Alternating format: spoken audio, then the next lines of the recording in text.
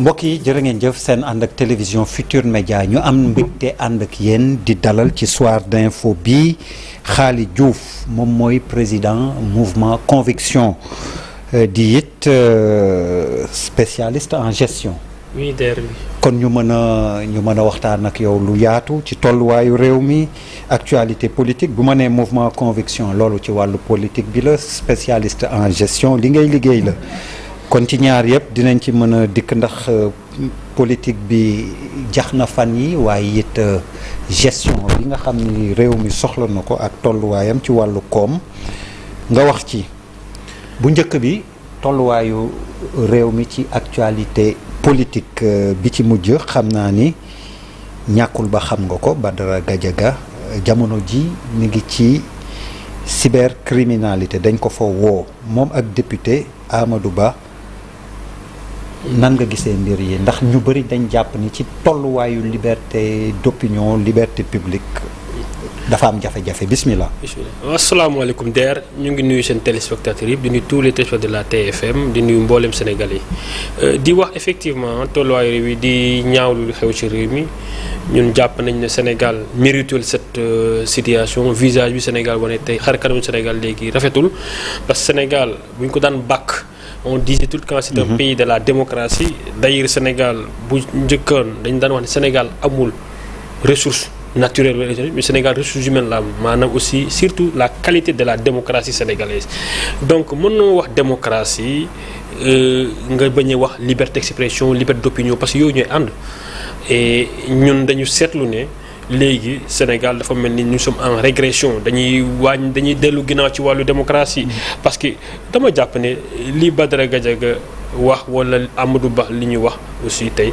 donte ne kàddu yi xëy na duñ ci delluwaat kàddu yi dañ koy ñaawlu mais ci démocratie aussi warante boobu warul mën a indi ay convocation ba mu nekk actualité ba dëkk bi yëpp di ci wax ba ñu fàtte les priorités de ce pays c'est ça que nous déplorons parce que li rafetul mooy loolu waxuma sax léegi ci kàddu yi mais la forme rek le fait que ay nit werante ci plateau télé ba mu tax maanaam tout le Sénégal tey mu di actualité loolu régression la mais nag aussi loolu li ñu ciy wax mooy lan c'est le régime de Pastef ñoo indi loolu tey parce que jàpp naa ne tey ñoom ñoo nekk au pouvoir ñoom ñoo war a liggéey nit yi di discuter li ñuy liggéey mais nag bu ñu liggéeyul aussi effectivement ñiy wax aussi xëy na waxi nit la ñuy wax te nag li ma ci gën a metti mooy tey dafa ñëw moment boo xam ne Sénégal du loolu la soxla Sénégal dafa war a am ay dañ nekk situation bu metti yaa ngi koy wax situation économique mais tey boo xoolee Sénégal tey c'est un pays dëkk bu sëngeem la situation économique ñëpp xam nañ dëkk bi dara doxatu ci nga xam ko wala nga bon mu neex la wala je ne dirais pas mu naqari wante nga xam ko wala nga bañ ko xam mooy que tey dëkk bi dafa mel ni dafa tagga tembe et loolu tey dafa laaj tey liggéey nag ñu fal ñoo war a liggéey. mais boo xëyee dafa tagga tembe bon mooy ci yan anam tamit mais taxawaayu tolluwaayu réew mi boo jëlee les données macroéconomiques yëpp tey dafa wane Sénégal tey réew mi demul boo jëlee taux de croissance bi ñuy wax tey xam ne moom la ñuy nattee développement tey le taux de croissance bi ñu prévoir tey dañ ko revoir à la baisse tey tout le monde sait que nous allons vers la contraction day wàññeeku nga jël ko aujourd'hui tey nga jël dëkk bi c'est-à-dire même l'activité économique wala situation économique maanaam consommation képp kuy def activité économique nangu nañu tey dëkk bi activité économique dafa war a nekk au ralenti d'ailleurs ralentissement activité économique boobu moo tax ba tey ci LFR bi ñu def bii passé ñu ne ñu recette bi ñu doon yaakaar par exemple tey ci année 2024 tey maanaam recette yi ñu xalaatoon dafay wàññeeku lu ko tax muy wàññeeku parce que tout simplement liggéey ci dëkk bi wala en tout cas activité économique ci dëkk bi dem na au ralenti forcément les prévisions dañ koy réviser donc loolu jarul dem école ku nekk xam nga dëkk bi tey dafa taxaw maintenant les causes wala li ko waral xam nañ ci am na liñ ci xam mais aussi am na loo xam ne tey dama jàpp ne am na une partie de ces causes là moo xam ne tey moo ñi fi nekk ñoo ko fi indi parce que bu ñu ñëwee jël dëkk bi tey ñuy promettre ñu changement promettre rupture bu ñu nekk ci loolu tey xëy na tey waxuma ne situation bi dina du évoluer waaye dina tane li mu nekk nii mais tey dafa ne dañuy dellu ginnaaw au niveau économique ça moom c'est des situations qui sont là. li nga doon wax sànq au moment où on parle des images de l'arrivée de Badara Gadiaga à la convocation cybercriminalité bi muy wuyu ji à 15 heures yaa ngi ko doon wax sànq on est donc su ma doon wax un peu ci tubaab boo waxee bu ma comprendre li nga wax le pays traverse une crise multiforme maanaam waaw loolu am na nguur gaa ngi ciy liggéey li nga wax nii yëpp dëgg la am na plan de redressement national boo xam ni premier ministre proposé na ko d'ailleurs. waaw moom loolu laay wax ni sax. xam nga tey balaa mooy ñëw ci plan de redressement bi damay njëkk wax xam nga image yi tey. jàpp naa ne ce n'est pas du image yu rafet ci suñu démocratie maanaam tey nit ñi mobiliser wu jóg pour défendre une personne boo xam ne benn nit la xam ne ci wax rek. ñu yóbbu ko ci yoon xam nga ça ce n'est pas une bonne du image bu rafet ci Sénégal au moment où le président de la République de ce pays mu ngi au niveau des États-Unis États-Unis qui est le symbole de la liberté tey ñu war a comme ils le disent ñoom tey ñu waroon waxtaane ci président fu mu nekk tey États-Unis tey ñu ngi waxtaane ci des questions yoo xam ne tey c'est des questions yoo xam ne pour ñun jaru ko woon en tout cas ñiy jiite réew foofu bëggoon naa fa yegg après voyage maintenant président dinañ ñëw ci président maintenant ci le plan de redressement du premier ministre bu mu proposé encore foofu dama jàppaat ne Ousmane Sonko le premier ministre du Sénégal pour man dafa jàpp ne peut-être Sénégal yëpp comme militant am lañu lu tax ma wax ko gis nga DER réew dafa am nu muy doxee Sénégal bi ñu leen falee dañu waxoon projet mais malheureusement bi ñu ñëwee ils ne nous ont pas donné projet garaawul xëy na nit ci comprendre que peut-être vu la situation bi ñu fekk foofu il fallait changer ñu wax ñu Sénégal 2050 c'est ça la référence le référentiel des politiques publiques et d'ailleurs boo xoolee ci seen référentiel politique am na li ñuy wax SN2 stratégie nationale de développement 2025-2029 foofu mooy seen plan de développement léegi loolu lañ tëggee seen budget ak yëpp mënoo ñu tëgg wax ñu programme nga war ñu sa plan ngeen lii mooy sa plan nga tëgg ci budget teg ko ci quelques jours après 5 jours ou 4 après nga jox plan de redressement national mais plan de redressement nu mu koy defee ak aujourd'hui ak déjà bi fi nekk déjà application ça pose problème mooy la stratégie nationale de développement 2025-2029 mooy seen référentiel de politique publique bu ñuy proposé ñun jàpp ne effectivement mën nañu ko proposer ñu dérouler ko ñu xool mais yow nga nekk ci loolu nga tëgg sa budget ci loolu ñetti fan bi ñu ko voté laal LFR bi passe bi ñu ko voté c'est le samedi qu'on l'a voté tu reviens le lundi pour nous dire que non am na benn plan de redressement national bi mooy proposé pour man loolu c'est de la cacophonie maanaam xam dafa mel ni premier ministre bi àndul ak en tout cas président ci wàllu vision ci wàllu exécution des politiques publiques loolu benn la beneen bi mooy tey le premier ministre tey boo ko en tout cas bu ñu ko dégloo ñu suivre ko depuis 6 mois lépp lu muy wax ci wàllu plan de développement ci wàllu rupture jàpp naa defu ci benn kon bu ñu waxee tey day def plan de redressement dañuy jàpp ne comme ni nga ko daan waxee rek bu may joxe exemple bu gën a yomb mooy surtout la rationalisation des dépenses de l'État avec les agences le premier ministre bi muy def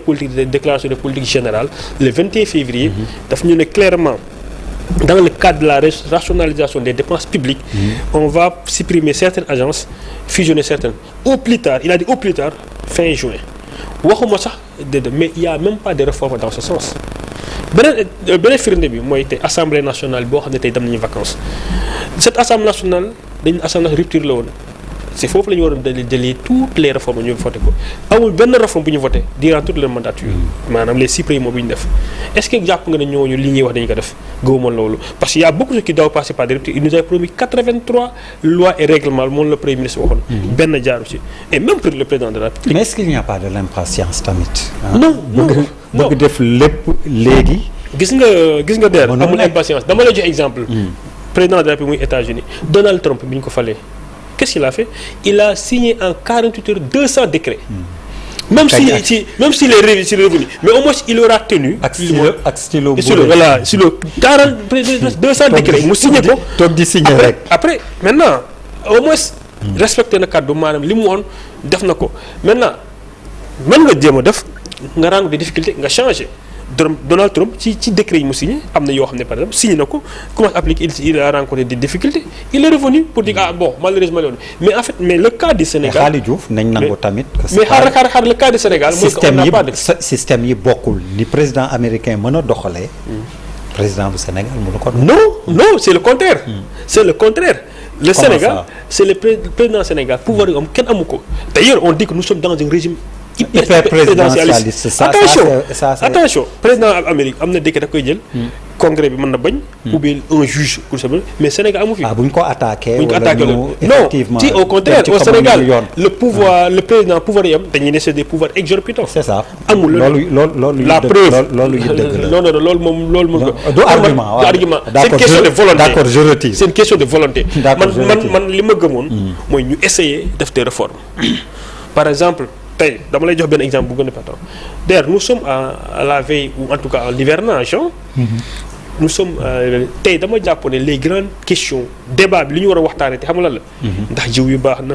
maanaam parce que aussi modèle agricole bi ñu propose ndax ñu ngi koy appliquer ak yooyu noonu. notamment réforme yi ñu waxoon par exemple sur le foncier tey ndax agriculture bi ñu les pôles yi ñu waxoon ñooñu ndax ñu ngi ci yooyu. mais tey amu ci dara li ñuy def ci agriculture mooy li Macky Sall doon def ils sont en train de faire de la continuité maanaam les semences subventionner les semences fay mais c'est ce que Macky Sall le faisait loolu Macky Sall doon kon donc pour man y a pas de rupture il faut le reconnaître et d'ailleurs ñoom ñëpp xam nañ ko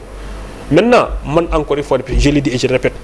Ousmane Sonko a fait le meilleur diagnostic de ce pays moom li mu gis Sénégal wax ko dama d'accord ak moom le problème mais mënoo ñëw nag nga def diagnostic ba pare wax ñu ne bu ñu la joxee lii ngay def nga ñëw ba pare ci aussi ngay def leneen. pour man loolu la en fait loolu laa gis ne. tey moo tax te du problème impatience parce que tey def nañ 6 mois comme on dit 25% du mandat est déjà derrière nous et c'est un mandat aujourd'hui boo xam ne tey boo dégloo nit ñi aussi xam nañu la ñii dañ fi nekk pour revanche pour fayeeku di fa rek alors que ça c'est pas bon. du loolu mooy doxal réew mi. il faut que nit ñi. mais léegi xaalis wax ñu lan mooy doxal réew mi quelles sont les perspectives. pour sortir de cette situation oui. mooy lan rupture bi ñu promettre ñu appliquer ko dama lay jox benn exemple tey. ñu ngi nii doxal agriculture tey le modèle de l'agriculture modèle agricole bi ñuy def Sénégal tey maanaam l'agriculture mooy béy. l'agriculture traditionnelle moo fi nekk tey. amul benn changement yu ko dama leen par exemple dans les réformes yi ñu doon proposer on parlait de la titrisation des fonciers maanaam nit ñi seen suuf nga titrer ko par exemple pour ñu mën a dem par exemple tey lébi xaalis mën a def agriculture mën a béy bu leer parce que tey ñu bëri tey am nañ suuf ñu ngi béy amuñu moyen banques yi mënuñu leen financer par exemple parce que tout simplement d'ailleurs dans le programme ñu ngi lay wax les fermes 1000 fermes wala 100 000 fermes effectivement c'est des programmes yoo xam ne tey jàpp naa bu ñu ko appliqué woon mën na changer xar kanamu agriculture. par exemple tey te c'est des questions yoo xam ne tey lañ ci war a mën a discuter au moment où mais tey duñ ci wax sax on n'en parle pas aujourd'hui c'est un exemple seulement dans le domaine de l'agriculture dans le domaine de l'éducation tey on a vu les résultats du bac. tey je viens de voir tout de suite que presque 21% de réussite. c'est catastrophique les résultats sont catastrophique bac yooyu la ñuy war a waxtaanee et les solutions existent même man dama jàpp ne bu ñu appliquer lu ñuy wax ci dans les solutions tey réew mi mën na commencer jóge point A dem point B mais en réalité appliquer ñu aucune solution proposée wala en tout cas recommandation yu ñu defoon léegi nag dañ taxaw tàggatémbe parce que tey au moins ñi fi nekkoon doon nañ jéem ak seen plan mais boo fa ñëwee nga ñëwee seen plan baaxul nga ñëw tegoo fi plan ngay continuer def pour mën aussi ñooñu tamit est-ce que tey dina tànnewuñu la. alors président Diomaye Faye oui le président de la République mi ngi États-Unis gisee que Donald Trump yow. loo xalaat ni mën na tukkee ci tukki boobu nga xam ni dem na foofu ca États-Unis digganteem ak Donald Trump ak ñun Sénégal. waaw en fait dañ koy rafetlu. parce que aussi il faut. que mais c'est dommage aussi ce qu'il faut noter que la presse du jour était focus sur l'affaire Badara Gadiaga. waaw malheureusement mais loolu aussi. c'est passé sous silence par quasiment l'ensemble des. dama jàpp ne c'est le régime en place ñoom ñoo ko def en réalité parce que ñoom ñoo waroon. malheureusement voilà ñoom ñoo waroon liggéey pour que jox ci parce que il faut reconnaître que. c'est une excellente chose man d'accord que président Diomaye mu dem États-Unis 5 présidents lañ tànn mu bokk surtout que sax Trump en fait boo ko xamee Trump il ne donne pas beaucoup d'intérêt aux pays africains xawuñu gëm Sénégal les pays africains autant pour moi maa ngi lire kenn sànq ñuy wax ne est-ce que Trump xam na sax dëkk yi mu invité donc pour dire que bu la invité c'est une opportunité pour le Sénégal surtout aussi États-Unis ak seen dayoo ci àdduna tey ak Sénégal fu mu toll tey dama lay jox exemple tey on parle du problème de la dette du Sénégal tey ñëpp di ci wax tey mais jàpp naa ne tey pour ñu mën a ubbeeku parce que ñoom ko wax dans leurs recommandations ñoom ñoo ne par exemple tey il faut que ñu multiplier les sources de financement mais sources de financement tey yi ñuy wax noonu ñun xam nañ ni par exemple mooy les sources de financement yoo xam ne dëkk yam doole ñoom ñoo ko yor kon donc tey président bu demee États-Unis non seulement dañ ko war a encourager féliciter ko mais dañ ko war a accompagner comment en faisant la vulgarisation mais tey ñi ànd ak président sax ñoom ñoo njëkk sax boycotté je dirais quand je dis boycotté mais en tout cas il ne communique pas sur le voyage du président. C'est ce que je dis, on dirait qu'ils sont plus intéressés par l'affaire Badara Gadiaga que le voyage du président. On a touché le fond bu ñu le voyage du président de la République du Sénégal. éclipsé di war a rencontrer avec le plus grand président du monde, le président le plus puissant du monde. voyage boobu ñu koy bon. non cette affaire éclipsé ko éclipsé ko par une affaire aussi banale comme bi affaire Amadou Badara Gadiaga pour man loolu on a touché le fond. loolu ñëpp dañ ko war a ñaawlu man daal li may wax mooy lan il faudrait que côté boobu si le régime en place autant pour man bu defee lu baax mu wóor ñun yoon bi baax na ñun jàppaleen ci yoon bi en tout cas loolu la ñu gëm le président Diomaye li mu def dem États-Unis dañ koy rafetlu di ko ci encouragé di xaar effectivement que yenn situation yu Sénégal di dund tey xëy na peut-être les collaborations les coopérations que nous entretenons avec dëkk yooyu tey mu mën ci mais quand on comprend aussi la mentalité du président Trump ak son slogan American First xam nga ni njëriñu États-Unis kese waaw mais forcément xam nga moo ko ñor moo ko tax a dox moo tax mu woo leen. waaw mais xam nga nit ñi dañuy juum parfois sur les relations bilatérales. en fait bu ñuy dem ak États-Unis tekkiwul état daf ñuy jox xaalis ak yooyu noonu dama lay jox benn exemple am na lu ñuy wax AGOA accord commercial boobu. AGOA c'est quoi accord commercial boo xam ne par exemple tey États-Unis dafa permettre certains pays africains yoo xam ne tey seen produit dafa dugg te dafay droit de douane. je rappelle encore que AGOA boobu tey dafa war a expirer au mois de septembre 2025 bi ñu nekk nii tey. bu ñu renouveler loolu tey c'est très bon c'est une très bonne chose je veux dire yooyu collaboration yi pour man dematuñu àdduna tollatu fi ñuy xam ne dëkk da lay jox xaalis parce que y a pas d'amis comme on dit y a que des intérêts amul muy Amérique muy France muy Chine kenn du lay jox xaalis pour may la ko c'est ça même on peut les pour débaucher mais nag am nañu ay yeneen nature de collaboration et les coopératives innovantes yoo xam ne tey daf lay permettre tey que ku nekk gagné ci comme je t'ai dit l'exemple mooy l'exemple de l'AGOA qui aujourd'hui bu ngeen xaw a seetloo donné trop son cheval de bataille mooy les droits de douane.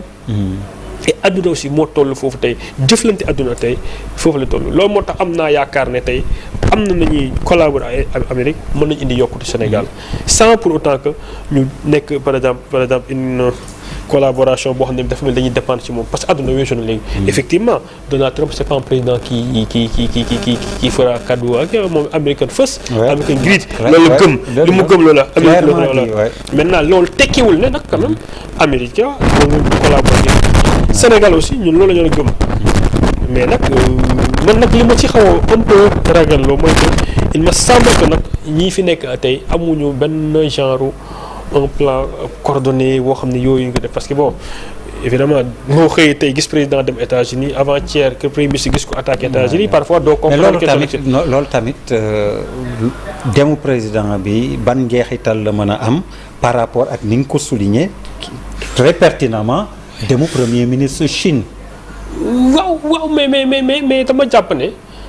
président moo gën a fort premier ministre donc quel que soit xëy na premier ministre acte yi mu posé le fait que président dem rek daf koy effacer en tout cas bu doon acte yoo xam ne acte yoo xam ne par exemple nekkul acte yoo xam ne day dem dans le sens de defar suñu diggante ak yeneen dëkk yi jàpp na président bu ñëw rek daf koy effacer kon donc et l'un n'exclut pas l'autre c'est-à-dire on peut collaborer et avec la Chine et avec les États-Unis foofu kay li ngay ñaawlu kay mooy le fait que par exemple nga jàpp dem ci Chine xalab keneen ki mooy li wolof wax ne am ndaa toj ndaa amul sens dama jàpp ne bon c'était une erreur à mon avis du Premier ministre et espérons que le président aussi avec sa visitam foofu tey dina ko rectifier et yaakaar rectifier na ko parce que malgré que Premier ministre def na erreur boobu le président du Sénégal a été invité par Donald Trump kon jàpp naa ne xëy na ñoom jàppiñu ko loolu est-ce que TF la tamit concomitance bi est-ce que du dafa tombé. Oui, certainement. Le forum du Premier ministre Gabon était prévu de longue date. Oui. Très probablement la rencontre. Justement, c'est pour cela que j'ai dit que. duñ ko lijjanti en benn fan ñaari fan ou ñetti fan. non loolu moo tax ma ni à mon avis peut-être premier ministre c'est une erreur c'est une réaction émotionnelle la defoon mais jàpp ma ne war na nekk par exemple genre une direction bu mu bëgg jël. parce que loolu aussi àdduna dafa xewi léegi loolu xewi na maanaam tey nga ne non damay ànd ak Chine bàyyi diw ne de loolu fi mu bloc yi mu des si àdduna xam nga yan bloc la maanaam ànd dëkk bi bàyyi dëkk bi mooy entre Chine ak Taïwan. tey bu ànd ak Chine ci bàyyi ak Taïwan. loolu kii de ou bien un peu peut-être avec États-Unis mooy Israël ak Palestine ou par exemple Israël da leen ne boo nangoo l'existence de l'État palestinien man mu bañ a bëgg wàññi seen collaboration mais cette confrontation entre Chine et États-Unis pour moi ça n'existe pas mais la Chine ak États-Unis ils ont signé avant-hier la semaine passée un accord commercial malgré qu'ils sont donc malgré dañuy wujjee ci wàllu boobu parce que loolu mooy àdduna foofu la toll léegi nit ñi donte dañuy wujjante mais ku nekk da ngay préserver sa intérêt dëkk bu jàpp ne sama intérêt dëkk aussi mooy mën a deer ñu juboo waxtaan les Américains ou les Chinois n'hésiteront pas kon donc àdduna weesu na ci yooyu quoi. alors juste rappeler image yi ñuy wane mooy convocation Badara Gadiaga à la cybercriminalité c'était sànq ci ngoon à 15 heures nii la fa duggee ñu koy gis ni moom la ñu tàmbalee tamit soir d'info bi Xaali Diouf doon ci addu kon ñu lay gërëm di la sant xëy na loo tàggoo téléspectateurs yi ak sa waa mouvement conviction fu ngeen fare. Mais Conviction, en fait, c'est un mouvement, on l'appelle, c'est une stratégie politique qui est résolument dans l'opposition parce que wax dëgg yàlla dama koy wax suñu vision àndul ak vision yi fi nekk et que nous assumons que aujourd'hui ànduñu ak ñoom parce que gëmuñu en tout cas li ñuy wax d'autant plus que tey ñu ngi gis sànq yaa ngi ne Ousmane Sonko le premier ministre a fait le meilleur diagnostic de ce pays. Non, j'ai dit il a fait le meilleur diagnostic de ce pays, il a donné des solutions mais nag bañ na ne du ko appliquer. C'est-à-dire lu leen tere dem ànd ak moom jàppale ko mu appliqué ko. non mais xam nga aussi tey li ma gisee politique pour man et ça beaucoup de personnes. damay jàpp ne président Ousmane Sonko tey bu amoon humilité reconnaître par exemple parfois ses erreurs tey du tax ñu par exemple xëy na ñu bëri mën nañ dem jàppale ko. mais nag boo defee erreur nga bañ leen di dafa erreur nga persister ci jàpp naa ne li war mooy lan ñu nekk ci ginnaaw di la ko fàttali. Et aussi il faut que nit ñi jàpp opposition aussi n'est pas une mauvaise chose pour moi dans un pays normal dafa am opposition derrière dafa am opposition muy wax xalaatam di exprimer ses idées muy mën a guider de miroir même au pouvoir. Au pouvoir bon li ma ciy terminer rek mooy maa ngi nuyu sama mbokk yi aussi bon comme xëy na ni nga ko xamee rek man waa Diass la damay dégg ñuy wax tout le temps ne. bu ma demee télé naa wax problème Diass mais damay fàttali ne bi may wax problème mu Diass à la télévision c'est pas tey et je continue de les parler maintenant dëkk rek wala parti wala mouvement di am tolluwaay boo xam ne y a des questions beaucoup mais li may wax aussi au niveau de Diass mooy que j'en profite pour aussi interpeller le premier ministre du Sénégal moom moo ñu promettre ne tey les problèmes fonciers de Diass surtout wàllu pôle urbain Daga-Kholpa bi ils vont restituer les terres à la population ñu ngi xaar nag. am nañu yaakaar ne nag il va tenir promesse mais nag aussi suñu xel commencé na ñaaw parce que bu ñu xoolee yu bëri tey ñu nga mu en tout cas waxoon na ko engagement yu bëri jël na ko il ne les a pas respecté loolu moo tax ma jàpp ne en tout cas sama xel mais nag ñu ngi koy wax ne moo ñu ko promettroon moo ñu waxoon ne il va retourner les terres du pôle urbain Daga-Kholpa yoo xam ne effectivement je suis 100% d'accord encore que foofu le président Macky Sall moom moo jël suñu suuf ñun en tout cas waa commune de Diass jox ko ñoo xam ne dëkkuñu fa bañuñu sax ñu jox leen mais nag d'une manière jël suñu suuf maanaam jox ko ñeneen ñu dëkk fa donc tey li ñuy xaar premier Sénégal surtout cette question c'est une question très importante mais d'autres questions par exemple comme l'histoire des carrières de Kirène et loolu aussi maa ngi ciy wax ak ci kii président Diomaye bi mu ñëwee il avait annulé des décrets que le président Macky Sall yi mu signé dans l'exploitation abusive des carrières dans notre zone tey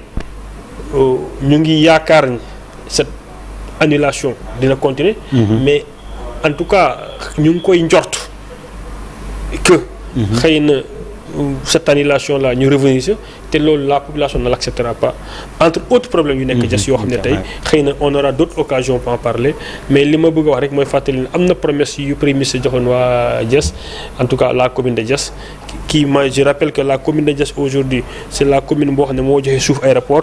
pôle urbain Ndayane port urbain non le port de Ndayane. 2 tiers du port. c'est dans la commune de Diass. Oui, le pôle urbain. presque 3000 hectares c'est dans la commune de Diass yooyu yëpp donc amatuñu suuf nga dem kon donc ñu ngi leen woo ci autorités yi ñu bañ a fàtte ne tey ils avaient fait des promesses yooyu dans ce sens et que ñu ngi xaar Khalid Diouf ñu ngi lay gërëm di la sant jërëjëf merci yéen tamit jërëjëf léegi ñu dellu soit ànd ak yéen ci xibaaru marax yi ci kattanu borom bi jërë ngeen jëf Khalid merci beaucoup. Merci.